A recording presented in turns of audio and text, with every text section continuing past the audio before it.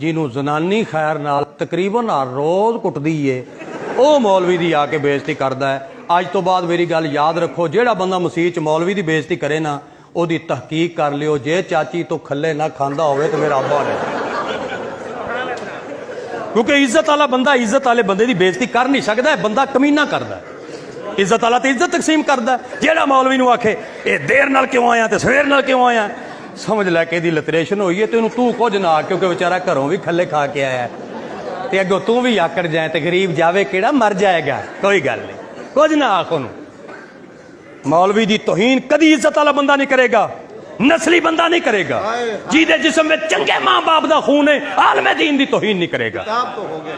ਇਹ ਕੰਮ ਕਮੀਨਾ ਬੰਦਾ ਕਰੇਗਾ, ਭੈੜਾ ਬੰਦਾ ਕਰੇਗਾ, ਘਟੀਆ ਬੰਦਾ ਕਰੇਗਾ। ਬਾਕੀ ਮੌਲਾ ਮਾਂ ਨੂੰ ਇਹ ਕਹਾਂਗਾ, ਜਿਹੜੇ ਬਾਇਜ਼ਤ ਮੇਰੇ ਸਾਥੀ ਬੈਠੇ ਨੇ ਉਹਨਾਂ ਨੂੰ ਇਹ ਅਰਜ਼ ਕਰਾਂਗਾ ਕਿ ਜਦੋਂ ਤੁਸੀਂ ਨਮਾਜ਼ ਪੜ੍ਹਾਉਂਦੇ ਹੋ, ਬਾਹਰ ਭਾਵੇਂ ਕੋਈ ਚਵਲਾਂ ਸ਼ਵਲਾਂ ਮਾਰਦਾ ਹੈ, ਮਗਰ ਤੇਰਾ ਸ਼ਾਨ ਅੱਲਾ ਕਿੰਨਾ ਬਣਾਇਆ। ਜਦੋਂ ਤੂੰ ਨਮਾਜ਼ ਪੜ੍ਹਨਾ, ਜਿੱਥੇ ਤੇਰੇ ਪੈਰ ਹੁੰਦੇ ਨੇ ਤੇ ਪੂਰਾ ਮਹੱਲਾ ਤੇਰੇ ਪੈਰਾਂ ਵਿੱਚ ਮੁਹੰਮਦ ਦੇ ਰੱਬ ਨੇ ਕਿਵੇਂ ਝੁਕਾਇਆ।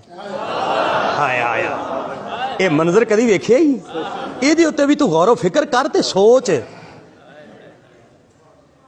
ਮੇਰੀ ਬੜੀ ਪੁਰਾਣੀ ਤਕਰੀਰ ਦਾ ਜੁਮਲਾ ਜਵਾਨੀ ਵੇਲੇ ਵਾਲੀ ਦਾ। ਮੈਨੂੰ ਇੱਕ ਬੰਦਾ ਟੱਕਰਿਆ ਤੇ ਕਹਿਣ ਲੱਗਿਆ, ਡੋਗਰ ਸਾਹਿਬ। ਮੈਂ ਕਿਹਾ ਬਿਸਮਿल्ला ਕਰਾਂ। ਕਹਿਣ ਲੱਗਾ, ਜੀ ਮਸੀਤ ਦਾ ਮੌਲਵੀ ਸਾਹਿਬ ਚਲੇ ਗਏ ਨੇ, ਤੁਰਨ ਫਿਰਨ ਵਾਲਾ ਬੰਦਾ ਹੈ, ਕੋਈ ਇਮਾਮ ਲੱਭ ਦੇ। ਇਮਾਮ ਬਿਲਕੁਲ ਮੇਰੀ ਤਰ੍ਹਾਂ ਪੜ੍ਹਿਆ ਲਿਖਿਆ ਸੀ, ਇਮਾਮ। ਮੈਂ ਕਿਹਾ ਜੀ ਬਿਲਕੁਲ ਇਮਾਮ ਲੱਭ ਕੇ ਦਿੰਦੇ ਆ, ਤੇ ਇਹ ਫਰਮਾਓ। ਮੈਂ ਕਿਹਾ ਕਿਵੇਂ ਹੋਵੇ? ਹਾਫਜ਼ ਹੋਵੇ, ਹਾਫਜ਼। ਮੈਂ ਕਿਹਾ ਚਲੋ ਬਈ ਪੂਰਾ ਹਾਫਜ਼ ਹੋਵੇ, ਕਾਰੀ ਵੀ ਹੋਵੇ। ਅੱਛਾ ਵੀ ਕਾਰੀ ਵੀ ਹੋਵੇ, ਮਸਲੇ ਵੀ ਦੱਸੇ। ਅੱਛਾ ਜੀ ਮਸਲੇ ਦੱਸੇ, ਗੁਸਲ ਕਫਨ ਵੀ ਦੇ ਲਵੇ, ਗੁਸਲ ਕਫਨ ਵੀ ਦੇ ਲਵੇ। ਤਕਰੀਰ ਵੀ ਤੇਰੀ ਤਰ੍ਹਾਂ ਟਿਕਾ ਕੇ ਕਰੇ, ਤਕਰੀਰ ਵੀ ਟਿਕਾ ਕੇ ਕਰੇ।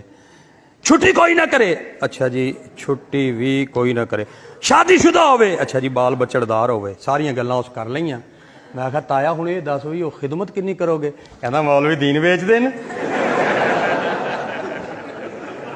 ਮੈਂ ਕਿਹਾ ਮੈਂ ਸਮਝ ਗਿਆ ਕਿ ਕੀ। ਮੈਂ ਕਿਹਾ ਤੂੰ ਇਸ ਤਰ੍ਹਾਂ ਕਰ, ਬਹਾਵਲਪੁਰੋਂ ਪਲਾਸਟਿਕ ਦਾ ਲੈ ਆ ਮੌਲਵੀ, ਉਹਦੇ ਵਿੱਚ ਫੂਕ ਭਰ ਲਈ ਤੇ ਜਦੋਂ ਨਮਾਜ਼ ਪੜ੍ਹੀ ਤੇ ਫੂਕ ਕਰਕੇ ਉਹਨੂੰ ਨੁੱਕਰ ਨਾਲ ਲਾ ਦਿੱਤਾ। ਉਹ ਤੈਨੂੰ ਵੱਢਣੋਂ ਬਤਕਾਂ ਹੈ। ਤੂੰ ਦੁਨੀਆ ਤੋਂ ਜਾਵੇਂ ਤੇ ਤੇਰੀਆਂ 7 ਜੁਮੇਰਾਤਾਂ ਤੇ ਤਕਰੀਰ ਮੇਰੀ ਹੋਵੇ, ਅੱਲਾ ਕਰੇ। ਤੈਨੂੰ ਹਯਾ ਨਹੀਂ ਆਂਦੀ? ਤੇਰੀ ਸੱਸ ਹੈ, ਸਾਡੀ ਕੋਈ ਨਹੀਂ। ਤੇਰੀ ਰਿਸ਼ਤੇਦਾਰੀ ਹੈ, ਸਾਡੀ ਕੋਈ ਨਹੀਂ। ਸਾਡੇ ਬੱਚੇ ਪੈਸੇ ਨਹੀਂ ਮੰਗਦੇ। ਨਹੀਂ ਅਸਾਂ ਕੀ ਖਾਂਦੇ ਆ? ਅਸਾਂ ਖਲ ਖਾਂਦੇ ਆ। ਉਹ ਬੰਦੇ ਦੇ ਪੁੱਤਰਾਂ ਵਾਲਾ ਕੰਮ ਕਰ, ਹੋਵੇ ਪੜ੍ਹਿਆ ਲਿਖਿਆ ਤੇ ਉਹਨੂੰ ਨਾ ਦੀਨ ਵੇਚਦੇ। ਇਸ ਵਾਸਤੇ ਸ਼ਫਕਤ ਕਰੋ ਤੇ ਮਿਹਰਬਾਨੀ ਕਰੋ, ਆਪਣੇ ਉਲਮਾ ਦੀ ਕਦਰ ਕਰੋ, ਉਲਮਾ ਦਾ ਇਹਤਰਾਮ ਕਰੋ। ਜ਼ਿੰਦਾ ਨੂੰ ਵੀ ਮੰਨੋ, ਮਰਨ ਤੋਂ ਬਾਅਦ ਜੋ ਮੰਨਣਾ ਹੈ, कुरान दी कसम मरण तो बाद मनना है। उम्र भर संग जनी करते रहे अहले चमन, ये अलग बात है दफनाएंगे बड़े एजाज के साथ। ਜਿਹੜੇ ਬਾਬਿਆਂ ਨੂੰ ਜ਼ਿੰਦਗੀ ਸਾਰੀ ਅਸੀਂ ਸੋਲੀ ਤੇ ਚੜਾਇਆ, ਤਕਲੀਫਾਂ ਦਿੱਤੀਆਂ ਨੇ, ਮਰਨ ਤੋਂ ਬਾਅਦ ਇਹਨਾਂ ਦੀਆਂ ਕਬਰਾਂ ਤੇ ਗੁੰਬਦ ਬਣਾਏ ਤੇ ਚਾਦਰਾਂ ਚੜਾਈਆਂ, ਕੀ ਮੰਨਿਆ ਤੇ ਫਿਰ ਕੀ